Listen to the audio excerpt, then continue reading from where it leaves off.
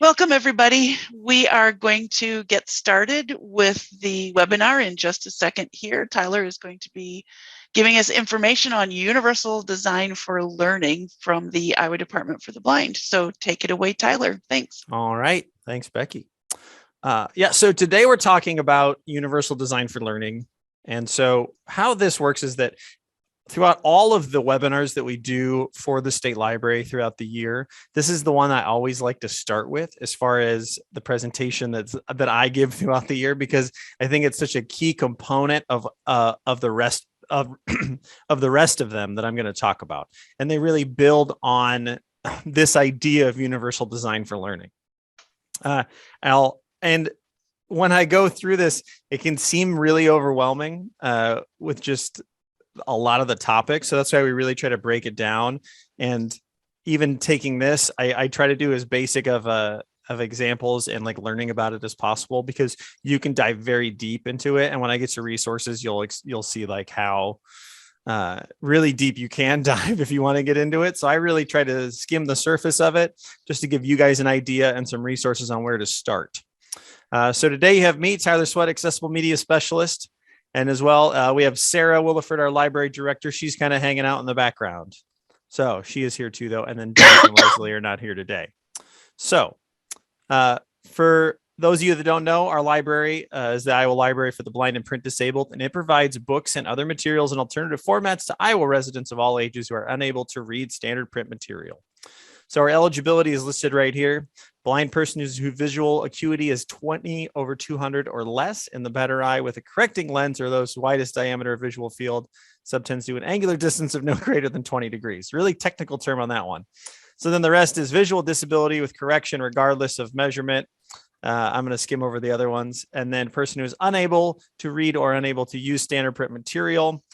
So like physical limitations, and then reading disabilities that would prevent reading standard print. So we do serve a pretty large group of people in the state of Iowa. And so that's something that we always just like to bring up at the beginning to make sure that, well, that blind and print disabled, and there's a big group for each. And so, we cover a lot more. So, all right. So little overview.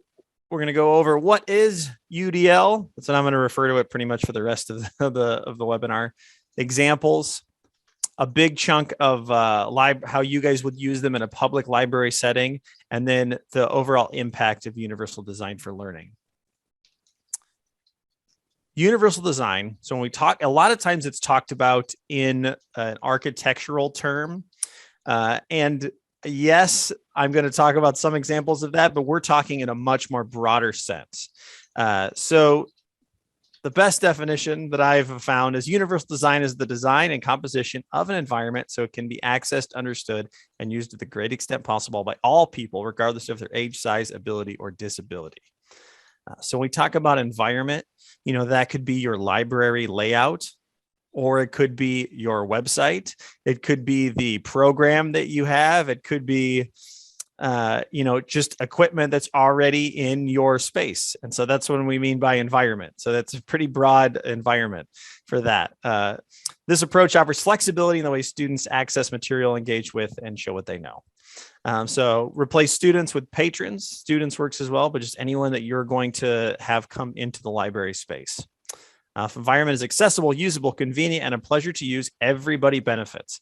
And that is something that I'm going to harp on throughout this presentation and all of the other presentations that I'm going to be doing throughout the year, is that we're trying to make it benefit everybody. And so that's where, if we think about the process from the beginning, using universal design, creating products and services that help people throughout, all of the people, then everybody's going to benefit.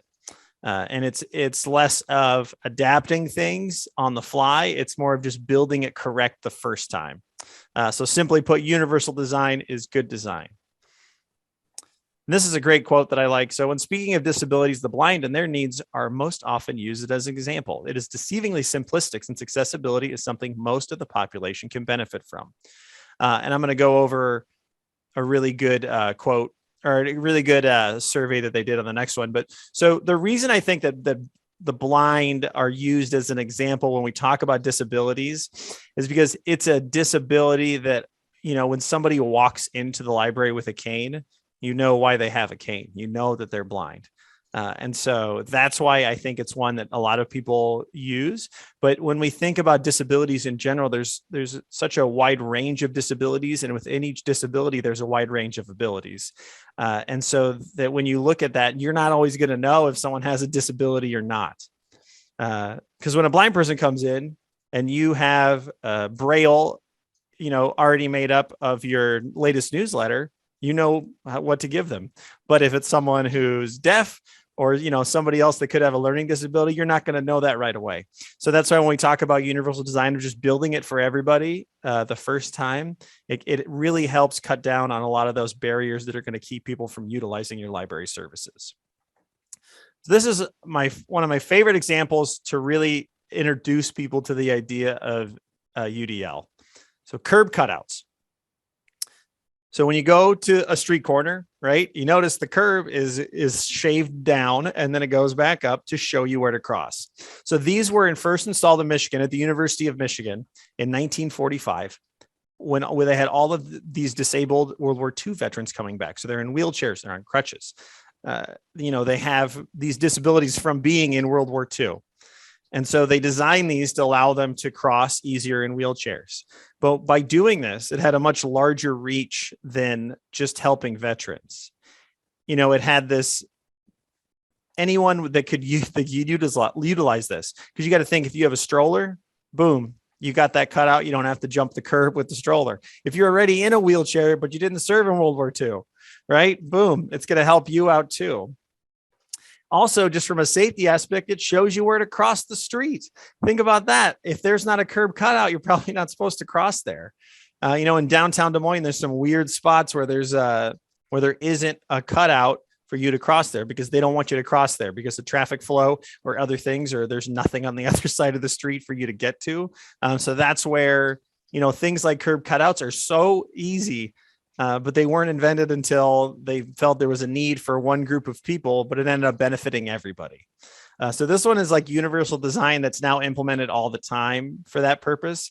While the initial idea of it, I don't think they were really thinking about that. I think, they were helping one group, but it ended up helping everybody. So that's one of my great, just a really cool one. So here we go. All right. It looks like Janice, we have a few more people that have made it in now, or Janice did. Perfect. Or Janet. All right. So 3 basics of universal design for learning. Engagement. So this is the why of learning. So this is stimulating interest and motivation in learning. So this is getting people excited. That's what you got to know about that. Representation, the what of learning. Presenting information and content in different ways. And we're going to kind of dive deeper into that, but pretty much it's how you disseminate information. And then action and expression. So that's the how of learning. So this is offering different ways for learners to express what they know. So this is them showing you that they learned something from what you taught them or what the activities that you're doing with them. Now, this is the survey I wanted to kind of show, and this is talking about perceptions of captions and transcripts. So I'm going to go ahead and exit here, and we're going to go up to here, and it is this one. So this is student uses of and perceptions of captions and transcripts. So like in this, webinar, there is closed captioning that you could turn on, and that's where the technology has come now, where it can, live caption events. But like YouTube videos, there's captions built in. Transcripts would be like a video where you have what they said after, on like a separate form, like a Word document, or underneath the video. And some videos, sometimes they now are putting transcripts of what everybody said. And so this is kind of a survey of how they're using them. So 98.6% of college students found captions helpful. And so this is 52% of them use them as a learning aid by improving comprehension, which is huge. I mean, so just by having captions turned on, they felt that they understood the material better, and it helped, as a learning aid, and even accuracy too, right? So those two right there, that's 3/4 of it is comprehension and accuracy, which is what you're trying to get. And so 71% of students without hearing difficulties use captions at least some of the time. And so that's the other thing when we talk about UDL. Captions is something you just could turn on every time you show a video, and it's going to help even those without hearing difficulties. And so I think that's a really big thing to think about, that it's not just for the hearing impaired. Closed captioning for the hearing impaired is literally what they call it. And so I think that it can benefit such a wider audience. And then another group, when we talk about, helping groups that you wouldn't necessarily think about in a situation like this, ESL, so English as a second language. They find 66% of them in the survey found it very or extremely helpful. So you got to think someone that doesn't have English as their first language, turning on captions is very helpful to listen to somebody talk and then read what they're saying at the same time. Now, groups that find the helpful, of course, hearing difficulty, because that's, what they're designed for. But then you have English as a second language, and then some, other learning disabilities, as well as, and even vision disabilities. People would think that, well, they can't see it, but there is, screen readers and other things that people utilize to read what's on the screen. So that's why, like, a transcript, for example, would be very helpful, where someone can use a screen reader to have it read to them at a later time, or even during the presentation if they missed what somebody said. And so when we talk about transcripts, study guide, right? You could have all of the information on a nice fancy Word document of what the professor talked about, or what was on the video. I think in the last couple of years, where a lot of colleges have been utilizing online education more, I think that it would be interesting to do this study again, because this was done before the pandemic, of how many kids now benefit from using it, especially with the technology of closed captioning becoming more of a, more usable, I would say, especially the live captioning that's come tremendously far since COVID started. And so I think that's, one thing that would just be very interesting to look at. And so the last thing they talk about, 15% of students don't know how to tell if a video has captions. So while you have students that benefit from using it, there's still 15% of the students that didn't even know how to tell if a video has captioning. Which I think, so that's another thing of that group right there, how many more students they could have reached, that if they just understood how to get it and turn it on. Look for the CC on the YouTube video, or looking for something that will allow you to turn on transcripts or closed captioning. I do like that Zoom, once you get into there now, they put up like a pop-up window saying, like, there's closed captioning available, click here to turn it on. So they really do a good job to try to cut down on that number, right? Because you just don't want any of that, anyone to be left behind. And it was done by Oregon State University, but I think they reached out to like 10 or 15 universities for this study. So it's just a really interesting study that I think does a great job of showing how, 15 public and private universities. Hang on, my display always does that. Okay. How I can help a much larger audience. So when we talk about universal design in public libraries, this is kind of the meat and potatoes of what I wanted to talk about today, about how you guys can utilize it. So designing library instructional sessions, which present information in various formats, such as text, images, videos, and audio. So this was if we go back up here, the representation. So the what of learning. So that's presenting information and context in different ways. So I think that it's important to realize that, not everybody is going to utilize information, the same. So such as text, if you have a newsletter at the front and you have it, like I used this example earlier, and you have a Braille version of it, right? Boom, that covers that. But even like things on your website, so making sure that your website's accessible. So when you present that information, not only is it in text, but there's also a video linked on your website that talks about the same thing, as well as, and that kind of covers, or you just have audio clip of somebody talking about it. So that's what they mean by presenting it in various formats.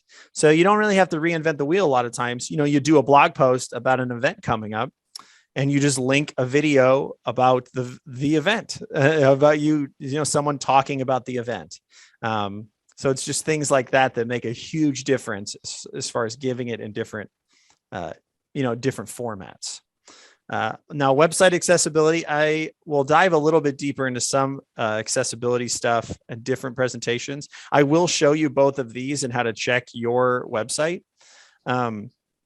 if you use, is it the Plow websites, I think is what a lot of the smaller libraries use.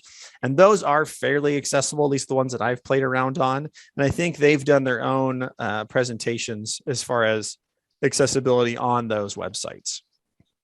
But Lighthouse Accessibility Checker, this one is built into Chrome.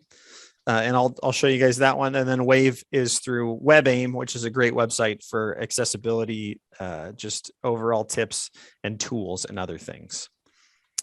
So when we talk about, instructional sessions, that's one part of it. If you're going to give, you have a program coming up, and the way you present the information, is making sure that you're in just different formats, but the next one is just making sure that stations are like places where people are going to be, and those types of things are also, they have assistive technology and they have multiple forms of info as far as how to use them. So screen reader and I do a whole presentation. It might be the next one of the 2 from now about how to use screen readers in the public library. And so, screen readers are standard on tablets.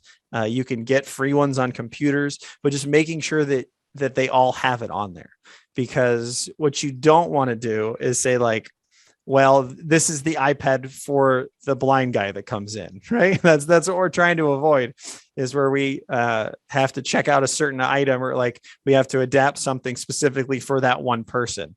And so that's where, they're, as long as you just want them on everything that someone's going to use. Because like with captions, a lot of people use screen readers that might not be blind. We talk about learning disabilities and other things, because you can set up a screen reader that would read where the mouse is. So wherever I hover the mouse over something, it would read the word that it's on. So that would be an example of someone that would have, low vision or learning disability that would want to utilize it that way. Braille instructions are always a good thing, or just labeling things in Braille. And we're really used to it here because everything's labeled in Braille, but it's something that gets overlooked sometimes. So, even if it's like iPad table and you just have a Braille sticker going over the top saying iPad table, just to sort of give those things to allow everybody to feel comfortable and know where they're at in the space and where they're looking for.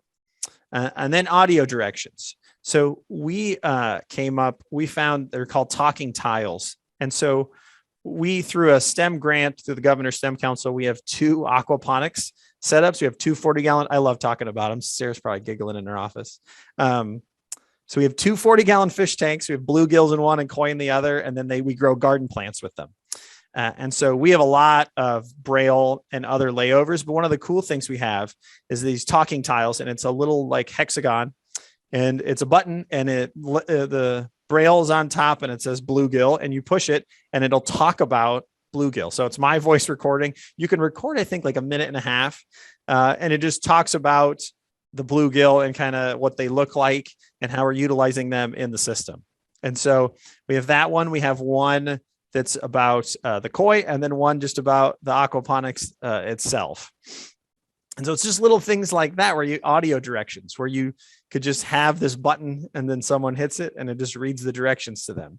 So just trying to find those little things that you could utilize in your library space to make a big difference. Because again, anybody can push it.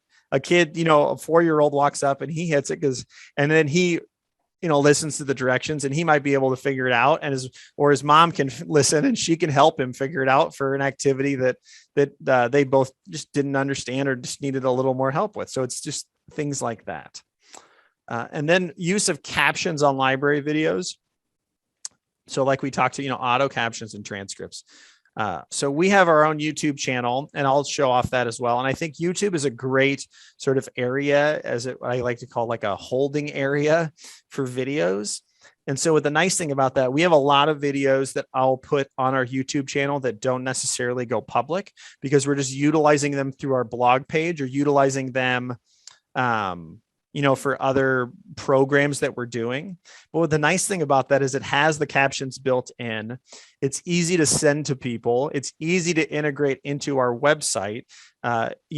Playing the autoplay on it and all those things are accessible with the screen reader.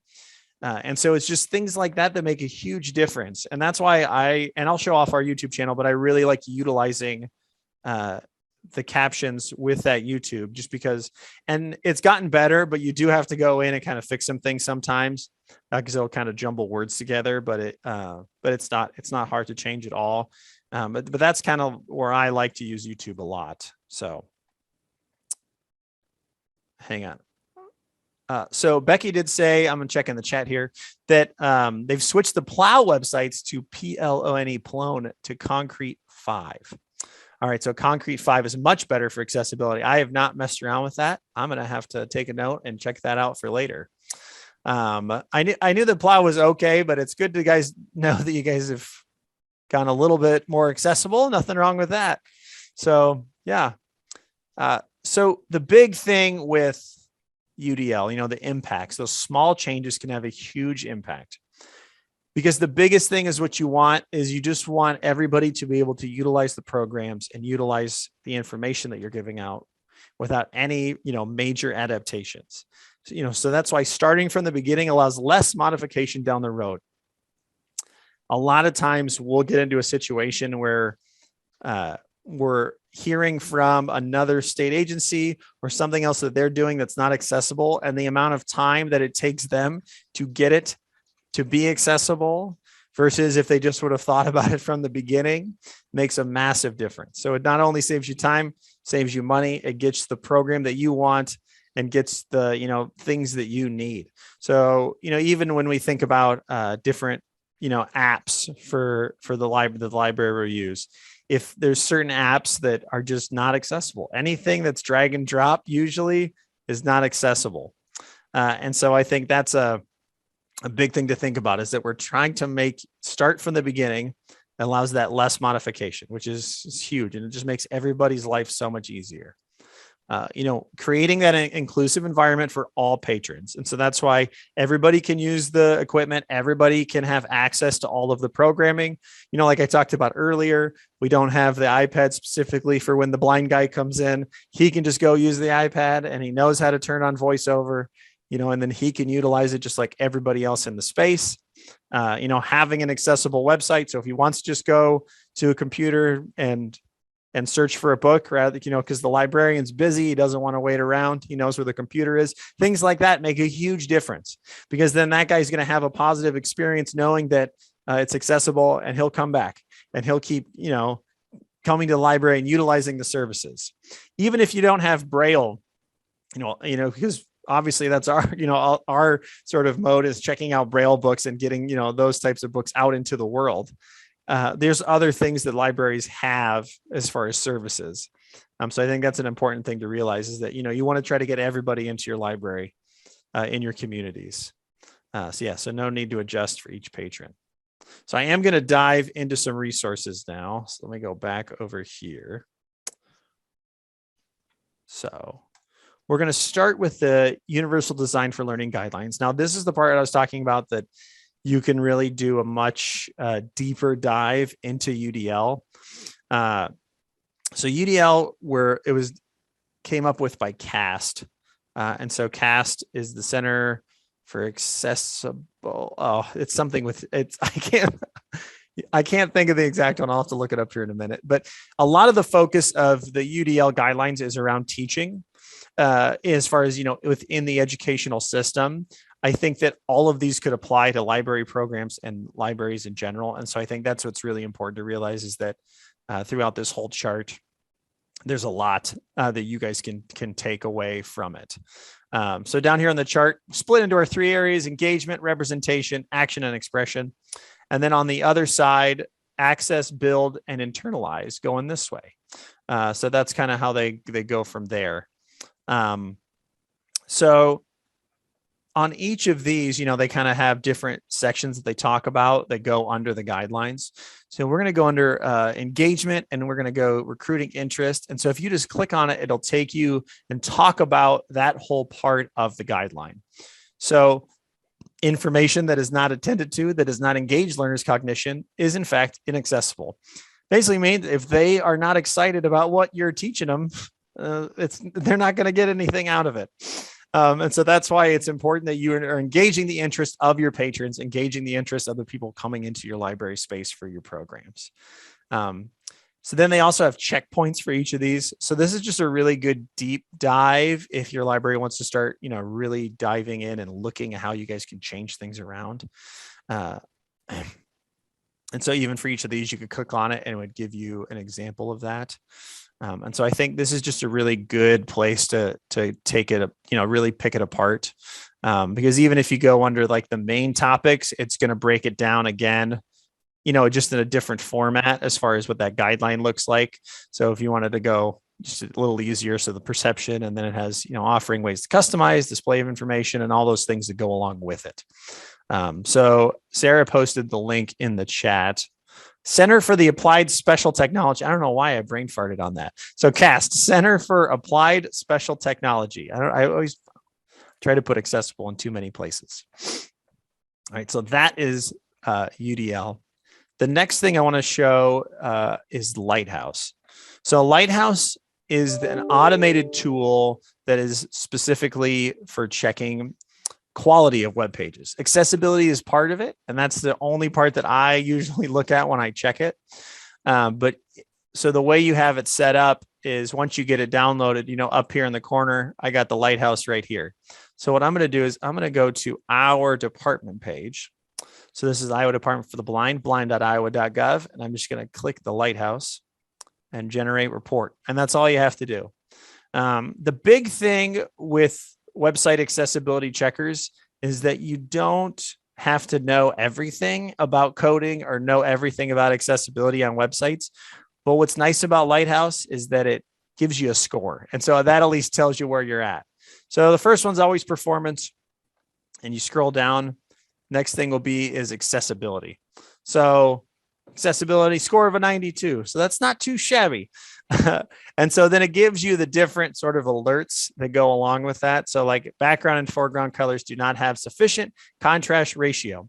So you can see, now the funny part is about this is that this is the, this top part right here. That's literally on every government webpage. So any .gov for the state of Iowa has this here. And that's what they're saying is that the text is not white enough and the background is, so they're just, the background isn't, they don't stand apart enough.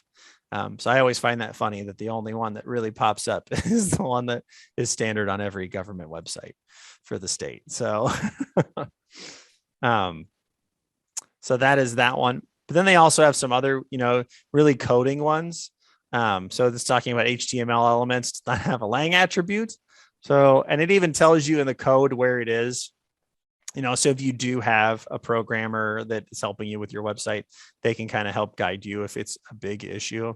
But what I like about this, though, it's just the score. That's the biggest thing. And they do tell you how to fix things. That's the other nice thing, too. So, when I click down on here, low contrast text is difficult or impossible for many users to read. You click learn more, and it'll take you and it'll just tell you all about how to fix it and what it kind of looks like. And what you need to do. So that's what I really like about Lighthouse is that it walks you through all of these things to kind of give you an idea of where you're at. And you can test this on any website. I just used ours, but you could test it on anybody's website just to kind of utilize it and see. So especially if, let's say a patron's in there and they're like, hey, I'm having trouble with this website.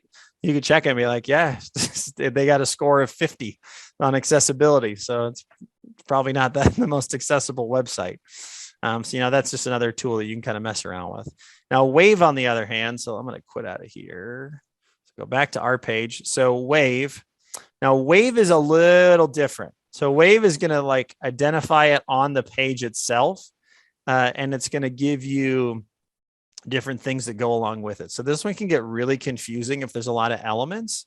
But if you look over on the left side, 2 errors, 13 alerts, and it just kind of walks through that. And if you click view details, it'll tell you, different skip links that are not working.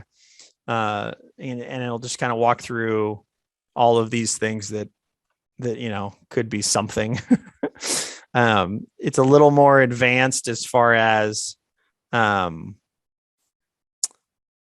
what that looks like.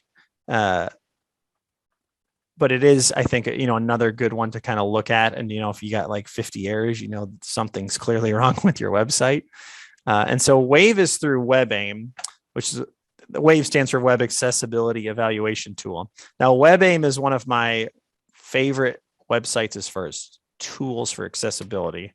So, we were talking about contrast earlier. So that's why I want to kind of show off this quick. So they do have some accessibility training and other things that go along with them. So WebAim is web accessibility in mind. And so they have just a lot of great resources and other things. Introduction to web accessibility, and they have a blog that they keep up with, and then they also have access to the WAVE. But one of the tools that I really like is the color contrast checker. And so this is good for, like, example, for, that front page, you had a blue background and you had a white that was, or actually I want to do, this is kind of backwards. Let's see if I turn that gray there and I turn this down here. So now we're passing, right? So if you go down here, it'll tell you if you pass. Now WCAG is it's web accessibility guidelines is what you need to know. I'm not going to go super far into that because then I'll really melt your brains today. But the fun thing with this is that you can just click and play around and it'll tell you if you pass. So for example, I made the red text like a, maroon, and everything failed. But even if I make it lighter, you can tell that now, we passed with large text, but not for normal text for a AA. Obviously AAA is better, and that's what you're going for. But this is a tool that I think is really useful for people putting things on websites, because you can kind of test it out and be like, oh yeah, we need to fix that because this looks awful. It's not working for us. So that's where I think it's important to kind of utilize this stuff and take a look to kind of make sure that you get that. I'm going to I know Sarah's been putting them in the chat, but I'll put this specific one in the chat for the contrast checker. I just sent that to not everybody. Take two. All right, there we go. So the last thing I wanted to show off is just our YouTube page. Feel free to subscribe if you want to check us out. It's just Iowa Department for the Blind. We're up to 306 subscribers, so we're getting there, up into the world. But like I said, a lot of videos that we utilize are behind the scenes. And so these are the ones, that we actually have out. We have a lot of our webinars that we've done over the past couple of years because we've did a lot of youth programs and other things that we've utilized. We also have a whole video about Braille and large print, how our Braille is made, so Super Dupe is our audio production, and how we get the cartridges and get audiobooks and send them back out into the world.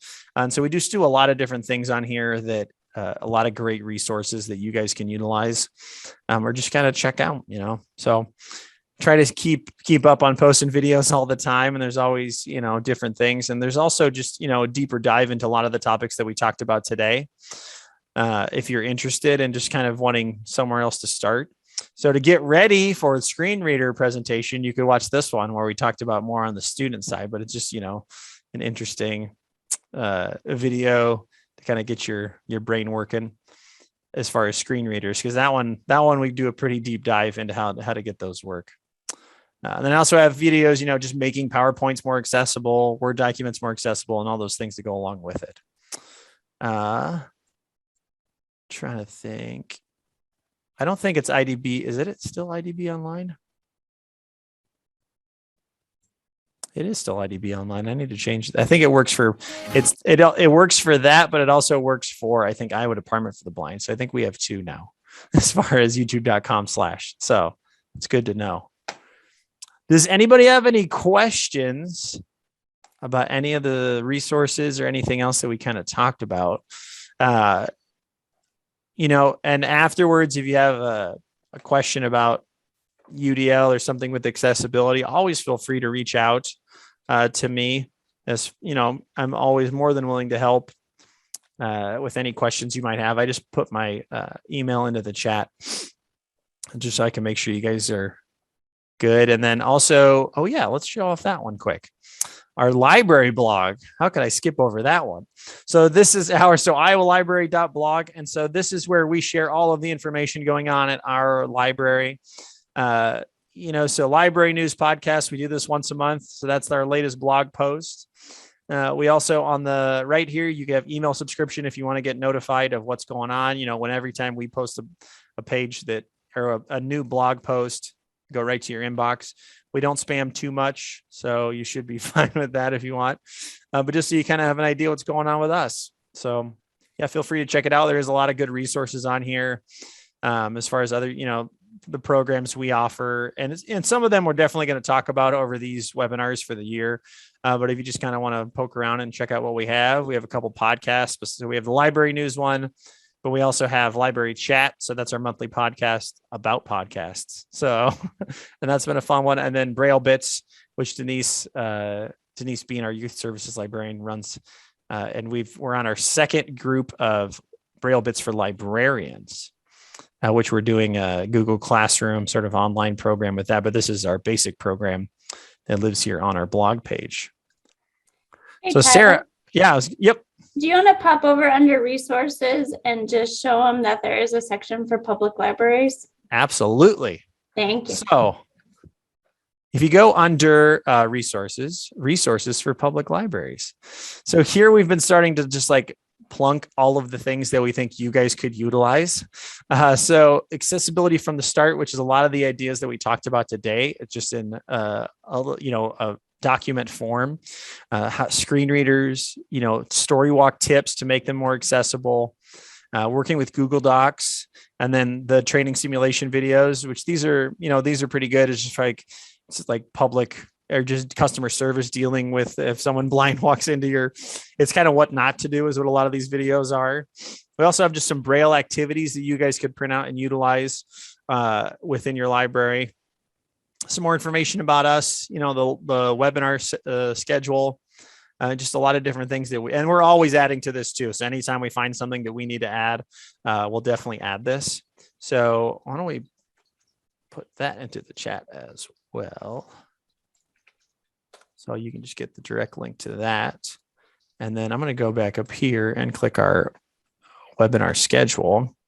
So next month for March, we're doing etiquette. So talk customer service. We are going to watch those videos that I was just talking about and kind of talk through just some of the customer service issues that we run into as far as stories that we hear and those things.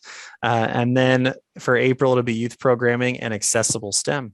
So those are the next two, but you can see the rest of them on here. And you can also subscribe to the State Library of Iowa CE channel. And there's, that's where this one's going to go, as well as the future ones that we'll have. So anything else before we kind of wrap up here? Sarah, I don't know if you have anything else to add too. I don't. Nope. I just wanted to make sure you showed our public library pieces, and that's cool. Absolutely. Thank you, Tyler. Yep. All right. Well, I'm good if you guys are good then, but.